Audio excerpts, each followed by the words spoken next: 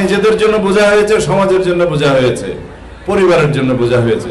এখন আমরা আমাদের সন্তানদেরকে রাষ্ট্রের জন্য সম্পদে পরিণত করতে চাই, নিজের জন্য, পরিবারের জন্য, সমাজের জন্য একজন দক্ষ নাগরিক হিসেবে তাকে প্রতিষ্ঠা করতে চাই।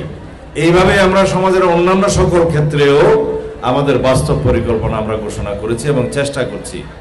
আপনারা দেখেছেন কিছুদিন আগে আমরা আমাদের প্রতিশ্রুতি অনুসারে নির্বাচনের আগে যে ইশতেহার আমরা লিখেছিলাম যে 31 দফাতে আমরা সমস্ত কিছু মৌলিক পরিকল্পনা ঘোষণা করেছিলাম, তার মধ্যে সকল পরিবারের জন্য, যারা দরিদ্র পরিবার সেই মায়েদের জন্য আমরা ফ্যামিলি কার্ডের প্রবর্তন করেছি।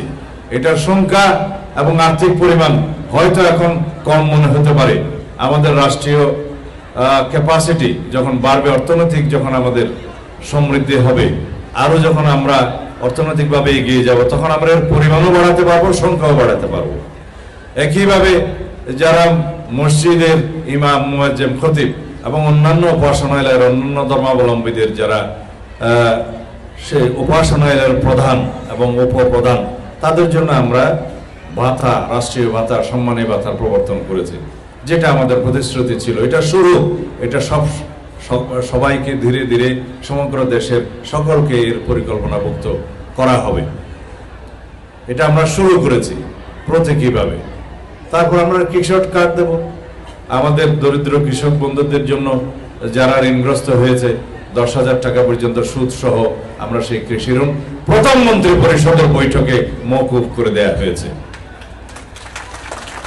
রাষ্ট্রীয় তহবিলে আমরা সেই পরিমাণ টাকা সেই ব্যাংকগুলোকে দেব। সম্ভবত এটা 13,000 কোটি টাকার বেশি হবে আমার যতটুকু স্মরণে আছে।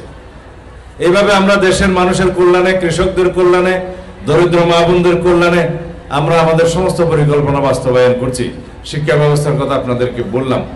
সমস্ত ক্ষেত্রে, রাষ্ট্রের সমস্ত ক্ষেত্রে আমরা এইভাবে সংস্কারের মধ্য দিয়ে যাচ্ছি। ইনশাল্লাহ এই সংস্কারের মধ্য দিয়ে এই জাতিকে আমরা এমন একটা জায়গায় উন্নতি করতে পারবো যে এই জাতি সারা পৃথিবীর বুকে মাথা উঁচু করে দাঁড়াবে, অর্থনৈতিকভাবে সমৃদ্ধ হবে, প্রশিক্ষিত হবে, প্রযুক্তিতে, মেধায়, জ্ঞানে, সমস্ত জায়গায় আমরা শ্রেষ্ঠত্ব অর্জন করবো ইনশাআল্লাহ।